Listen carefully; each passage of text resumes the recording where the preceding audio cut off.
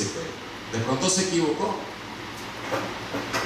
Y yo llegué precisamente en ese momento cuando lo mandamos entonces para Maracaibo, de donde estábamos, que era Maracaibo son 12 horas, y entonces tenía que llegar esa muestra a analizarla allá con un patólogo, y ese patólogo precisamente era el que le había dado clase a todos los patólogos de allí de la Universidad Central de Venezuela. Y entonces nosotros esperamos, bueno, ojalá que esté equivocado. Y resulta que cuando llegó el resultado acá, ella estaba en otra ciudad, a 5 horas de la casa también. Mi hijo y yo fuimos a buscarle el resultado, y resulta que el resultado decía que sí era un linfoma, era cáncer. Y bueno, hermanos, comenzamos allí a orar y pedirle al Señor. Ella, cuando llegó, le dijimos, bueno, sí, el resultado es correcto, tienes cáncer allí en la nariz. Y entonces comenzamos a orar y pedirle al Señor que nos diera la oportunidad, que manifestara su poder, su gloria. Ella nos dijo, bueno, tiene que buscar un oncólogo para que la pueda chequear a la hermana Raiza, mi esposa se llama Raiza. Y bueno, así fue. Ya con todo eso ya habían pasado, hermanos, casi 6 meses. Cuando conseguimos la cita con el doctor, ya habían pasado 6 meses de todo el proceso, ¿no? Y entonces nos dice el doctor, sí, venga que yo lo voy a ver. Y bueno, ese día nos preparamos para ir. Ya su nariz no estaba tan roja, aunque todavía tenía un poquito de abultamiento en la nariz.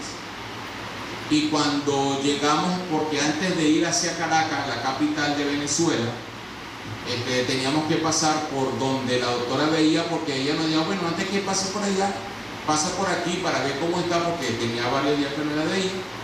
Y bueno, yo fui con ella y nos paramos allí en Cagua, otra ciudad que queda yendo hacia Caracas.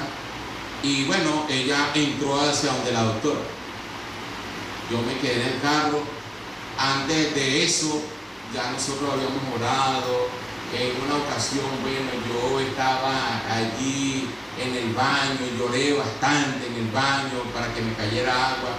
Y le decía, bueno, Señor, ten misericordia de nosotros y que tú puedas manifestar tu poder. Y entonces, bueno, en una ocasión, yo no quería decirle lo que yo le dije en aquella ocasión, pero se lo dije. Y yo le dije, bueno, mi amor, está tranquila porque quizás el Señor ya obró y nosotros no sabemos, decía yo. Pero eso yo no lo quería decir. Era para darle ánimo a ella, pero no, el Señor me lo arrebató de los labios y yo se lo dije a ella. Y bueno, nos fuimos con esa, con todas esas cosas en el corazón, allí el corazón arrugado, ¿verdad? Triste, no sabíamos qué iba a pasar, desesperado como Jairo y de pronto como la mujer del flujo de sangre. Se presentó la salida y nosotros, bueno, vamos para allá. Y pasamos por donde la doctora. Mi esposa entró a la doctora y entonces resulta que después cuando ella viene para acá, venía caminando un poco más tranquila y bueno, la cara le había cambiado un poquitico a ella. Y entonces cuando se subió al carro me dice, mi amor, mira lo que me dice la doctora Raquel, que si yo no me he hecho más nada allá en la nariz. Y entonces me dice, ese problema tuyo como que ha tenido una regresión espontánea, decía ella. Y entonces nosotros dijimos, bueno, gloria a Dios, ojalá que esté pasando lo que yo no quería decir y el Señor ya ha estado obrando, ¿no? Y bueno, llegamos a Caracas y eran las 9:30 de la mañana a Caracas. Él es adventista, él es el director del departamento de oncología del universitario, del hospital principal de Venezuela, y él es el director y es adventista. Entonces yo llegué y llegamos allá, eran las 9:30 de la mañana, Tatiana, a las 9:30, y hablamos entonces con el enfermero y me dice, con el doctor Guedes. Entonces sí, y el doctor Guedes por casualidad pasó por allí. Bueno, ya lo voy a atender, me dice, eran las 9:30. el señor, el enfermero agarró todos los papeles y se los llevó al doctor. Y entonces pasó las 9:30 de la mañana, pasó las 11 de la mañana, las 12:30. Pero bueno, nosotros estábamos tranquilos porque teníamos una noticia, teníamos una lucecita de esperanza y estábamos tranquilos. Y bueno, esperemos con la ayuda del Señor, las 1:30 de la tarde, las 2:30 de la tarde, las 3:30 de la tarde, hasta que salió el doctor y me dice: ah, bueno, pastor, venga, ahora sí les toca. Estábamos tranquilos porque habíamos pasado bastante rato esperando. Y entonces, cuando él empezó a chequear a mi esposa, y entonces mi esposa le cuenta todo lo que ha pasado y él le muestra todos los exámenes que tenía, él la ve y entonces le dice: hermano, usted no se hizo nada más en la nariz. Entonces ella le dice: no, lo único que hicieron fue que sacaron una muestra de la nariz y más nada, de resto no he hecho nada. Y entonces ahí en ese momento el doctor le dice: hermano, lo que usted tenía allí ahora no está. No está. Y hermano, eso fue una emoción, lloramos, nos alegramos, no sabíamos qué hacer para darle gracias a Dios.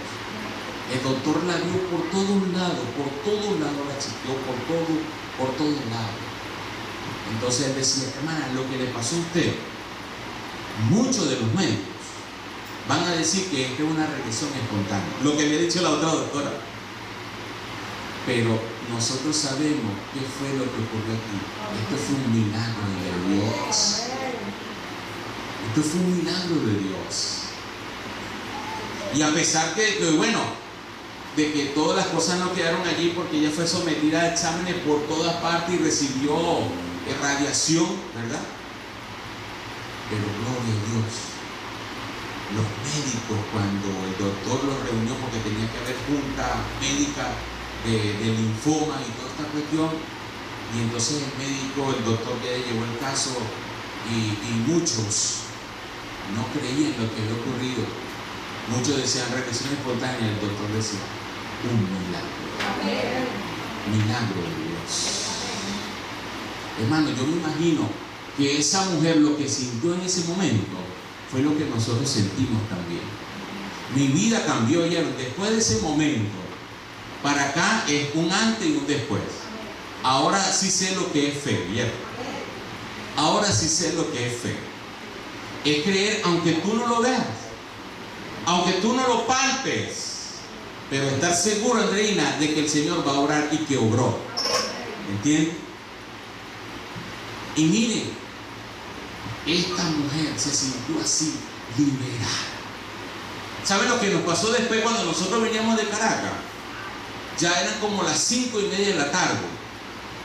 Y antes de llegar, mucho antes de llegar a la casa en la autopista, eran casi las 8 de la noche y estábamos en una cola. ¿Y saben hasta qué hora duramos en esa cola para llegar a la casa? Nosotros llegamos casi a las 12 de la noche a la casa. Pero ¿saben cómo estábamos nosotros? Fue la mejor cola que yo pasé, la mejor cola. Yo estaba feliz, ¿verdad? Mi esposa estaba feliz también. Y ahí glorificábamos a Dios, felices de que Dios había obrado. Esa mujer saltaba también en una pata, ¿vieron? Gritaba y daba gloria a Dios. ¿Saben por qué? Porque se atrevió, ¿vieron? Se acercó a donde estaba Jesús. Ustedes, amigos que están con nosotros, este es el mensaje que nosotros les traemos a ustedes, que es parte del Señor. El Señor le dice: crean en mí y serán salvos. Crean en mí y ustedes no saben las cosas que van a disfrutar conmigo. Saben ustedes que la historia venía con Jairo, ¿verdad? Y nos quedamos: ¿dónde está Jairo? Pues tuvo una interrupción el Señor en el camino. Vamos al otro versículo, hermano Steven. Y el versículo, para aclarar algunas cosas y seguimos adelante. Luego Jesús, conociendo en sí mismo la virtud que había salido de él, volviéndose a la compañía, dijo: ¿quién ¿quién me ha tocado? Dijo el Señor. Entonces vamos al versículo 31. Miren la reacción de los discípulos. Y le dijeron sus discípulos: ¿ves que la multitud te aprieta y tú dices, ¿quién me ha tocado? Ahora viene la explicación de parte del Señor, versículo 32, y dice: y él miraba, escuchen bien, alrededor para ver quién había hecho esto, que había tocado su vestido. Y dice el versículo 33: entonces la mujer, temiendo y temblando, sabiendo lo que en sí había sido hecho, vino y se postró delante de él y le dijo toda la verdad. ¿Se dan cuenta? Cuando el Señor se dio cuenta de lo que estaba ocurriendo, le dijo: ¿quién me ha tocado? Y entonces ella escuchó, y ella entonces dijo: de pronto hice algo malo. Y fue delante del maestro y le dijo: no, Señor, yo había estado sufriendo por 12 años, tenía un problema de derrame y había hecho esto y esto y esto y lo otro, pero yo sabía que tú ibas a venir para acá y a mí no me importó nada y me estiré en el piso para llegar hasta donde tú estabas. Cuando Jesús escuchó todo eso, que no sabía, pero lo hizo por algo. Miren lo que pasó entonces. Él le dijo: hija, ¿qué le dijo? Tu fe te ha hecho ¿qué? Salva. Ve en paz y queda sana de tu azote. Porque el Señor se detuvo y llamó la atención a los discípulos y les preguntó: ¿quién me ha tocado? Él quería dejar algo bien claro allá y ahora lo vamos a dejar claro acá nosotros. El Señor dice algo bien claro. Ella dijo: yo dije que aunque sea que te toque el vestido, voy a ser salva. Ella tocó el vestido y quedó como salva. Si ella entonces, con eso de lo que le había ocurrido, se hubiese ido a su casa tranquilamente, entonces ella hubiese contado lo que le había ocurrido, ¿sí o no? Pero ¿cómo fue que te curaste? Ah, no, lo que pasa es que yo le agarré el vestido, haz eso y me sanó. ¿Quién había tenido entonces el poder si hubiese echado ese cuento así? El vestido, ¿verdad que sí? El manto de Jesús. En cambio Jesús viene y te dice: tu fe te ha hecho ¿qué? Salva. Es tu fe la que te hizo salva, que confiaste que yo podía salvarte, y eso fue lo que ocurrió. Cuando tú pones fe en el Señor y crees de verdad, el Señor hace el milagro, ¿eh? Pero el Señor dejó claro que su vestido no tenía ningún poder, ¿oyeron? Era ¿qué cosa? La fe. Y fe es confiar en Dios, confiar que Él tiene poder y confiar que Él puede hacer cualquier cosa. ¿Cuál es tu necesidad? El Señor la sabe y Él la puede sanar. Y miren lo que sigue diciendo la Escritura entonces. Y con esto entonces ya estamos entrando al final. Hablando aún él, vinieron de la casa del príncipe. ¿De quién? De Jairo, el de la sinagoga, y le dijeron ¿qué cosa? Mira, ya no hay nada que hacer. ¿Tu hija qué? Tu hija murió. ¿Para qué sigues molestando a mí? ¿Sabe quién estaba escuchando todo esto? Jesús. Jesús está pendiente de lo que nos pasa a nosotros, de lo que nos dicen, y Él está pendiente para poder entonces ayudar. Porque dice la Biblia que hicieron esta pregunta: ¿para qué fatigas o molestas o inquietas al maestro? Miren lo que dice el versículo 36. Mas luego Jesús, oyendo esta razón que se decía, dijo al príncipe de la sinagoga, que le dijo: no temas, no temas, cree solamente. Qué tremendo, José Antonio, ¿verdad? Cree solamente, cree solamente. Y saben que este hombre a pesar de que estaba desesperado y que tuvo que pararse el Señor a solucionar el problema de esta mujer, escucha las palabras ahora del maestro que dice: no te preocupes, cree. Mire lo que dice el versículo 37.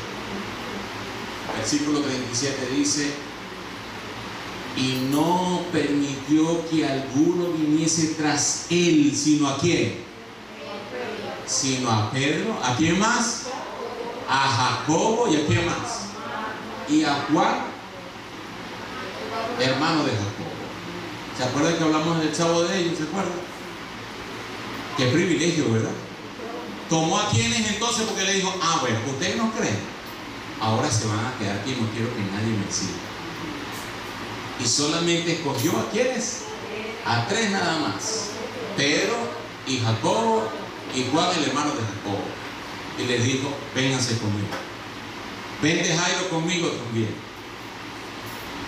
No te preocupes, seguramente en el camino le dijo: cree tranquilamente, no te preocupes, vamos para tu casa. Que murió, no te preocupes, no te preocupes. Miren lo que dice el versículo 38. Y vino a la casa de Jairo, príncipe de la sinagoga, y vio el tremendo alboroto que estaba allá en la casa, y los que lloraban y gemían allí, porque supuestamente la niña había muerto. Claro, la niña había muerto de verdad, pero para nosotros y para el Señor supuestamente había muerto. Ya claro, sí había muerto, pero me estoy adelantando. Entonces fíjense lo que dice el versículo 39. Y entrando les dijo aquella plañidera, porque siempre en aquel momento o en aquella época, cuando alguien moría, contrataba a unas mujeres que eran las lloronas y eran las plañideras, les pagaban por llorar y ellas eran las que tenían el alboroto.